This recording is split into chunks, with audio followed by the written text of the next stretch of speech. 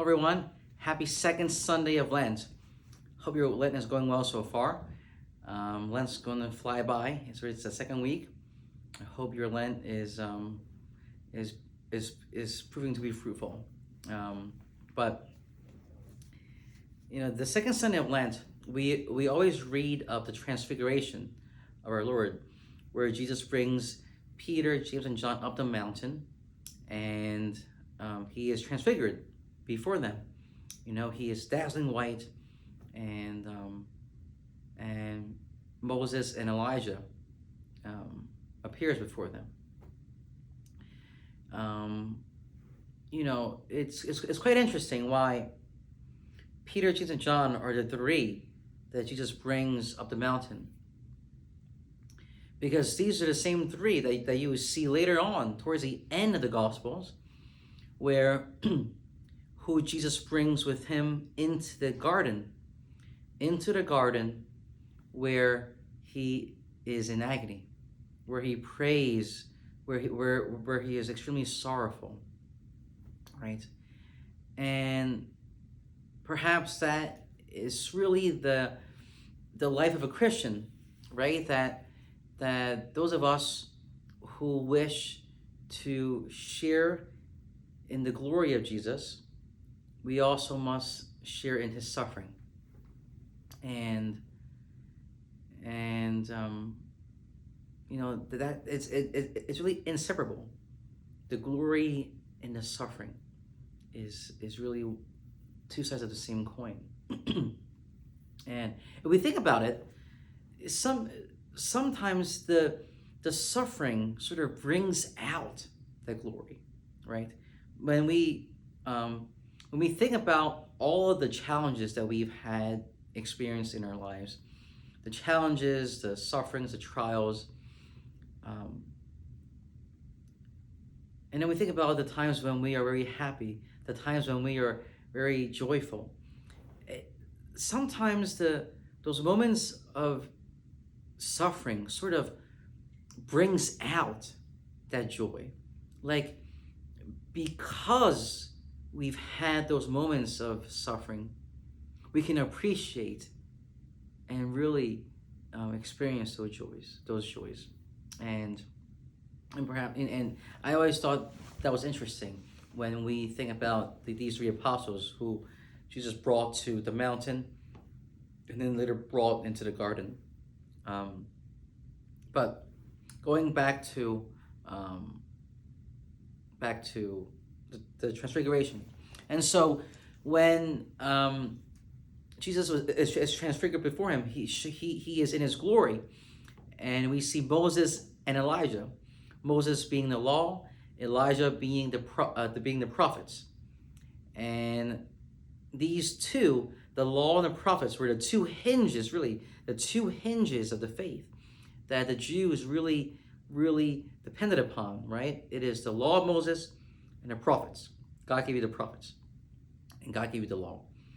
And of course, when Peter saw this, he was very excited. He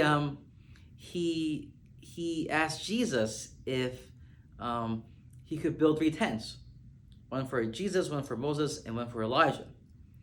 And that's very interesting, because perhaps for Peter, it was a moment in his life where it's like, wow, this is amazing.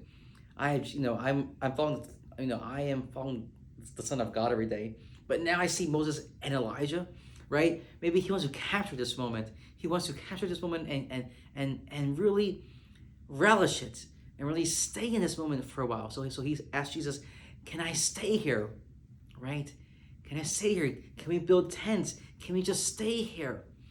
And of course, the answer is no, right? And then at this moment, we hear a voice. We hear a voice from heaven. When was the last time that we hear of a voice speaking from heaven? That's right, the baptism, right? At the baptism of our Lord, the voice of the Father spoke and said, the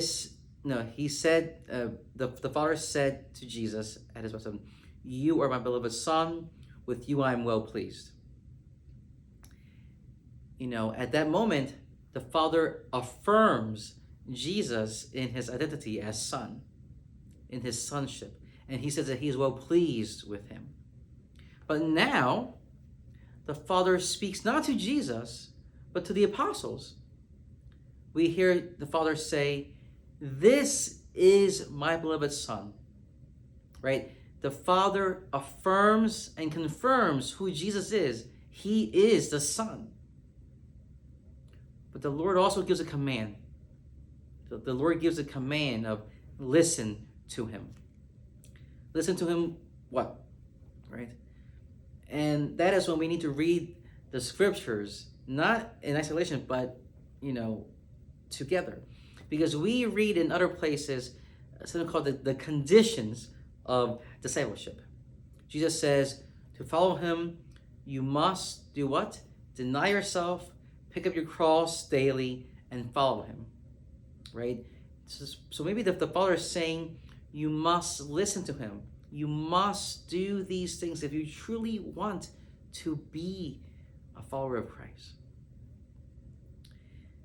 But I want to go back briefly to those tents. For Peter, this was like a mountaintop moment, literally a mountaintop experience, a mountaintop moment where he felt amazing, where he felt, literally God's closeness to him. And so he wanted to stay. What are those moments in our lives? What are the times in our lives when we felt God's closeness, when we felt God's love, when we felt God's embrace, when we felt that God was with us?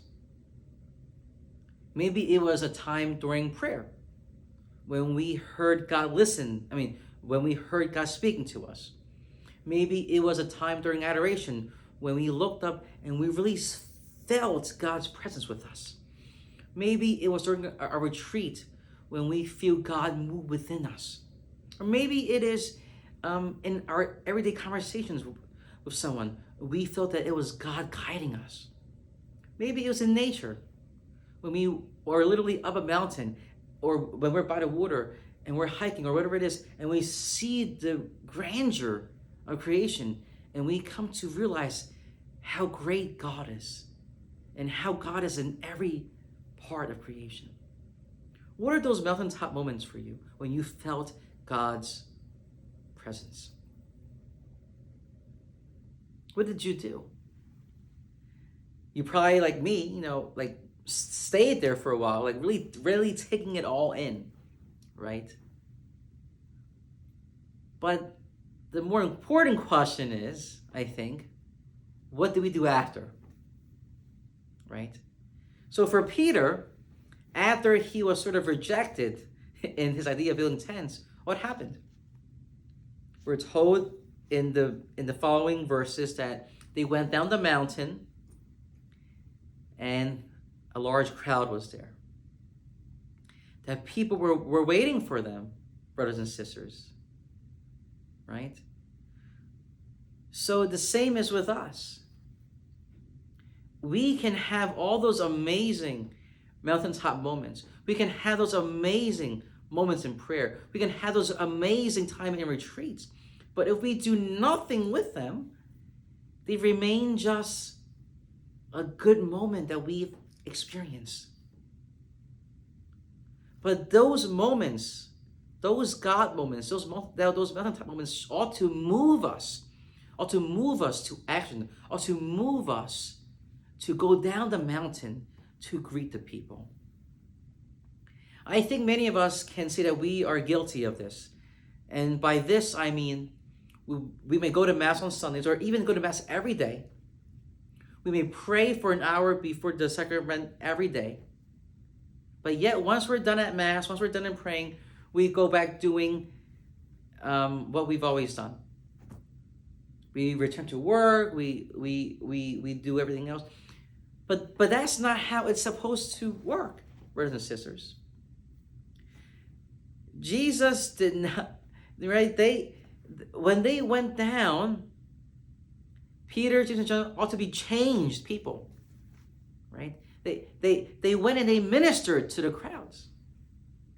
And so if all we do with those moments that we feel God's presence to ourselves, we keep them to ourselves, and we put them in little scrapbooks, oh, yeah, this is a great time, and not allow it to move us to service, then we're doing something wrong. We're not really allowing God to work within us. Because prayer is not just me sitting in a chapel or at Mass and praying, right? Prayer is starting here and then going out the door. Just as Jesus prayed in the desert for 40 days, and then he began his public ministry. It's not just it. We cannot be content, brothers and sisters. We cannot be content with being comfortable on the mountain. We must be courageous enough to walk down that mountain to meet the people. Right? Jesus didn't walk backwards and go back the other side. He went down. He went down the mountain and he met the people. And so did the apostles. So to be a follower of Christ, brothers and sisters, it means that we need to allow our prayer to move us to action. Being with the Lord, having those God moments, having those mountaintop moments ought to change us. It should change us interiorly and exteriorly. It should change our hearts to move us. It should stir within us a great desire for more, a great desire to do God's will in a way that we haven't done before. And perhaps sometimes we need many of those moments. And that's why we go to church every Sunday. We go to the sacrament of reconciliation. We go to confession often, right? So brothers and sisters, where are we in our journey? Are we content at being on top of the mountain? Or have we allowed the Lord to lead us down the mountain to meet his people? Because the Lord is counting on us. He's counting on you and on me to be his hands and feet to the people around us. He needs us to feed the poor. He needs us to help visit the sick and the imprisoned and be with those who are lonely. He needs you and me to be Christ for them.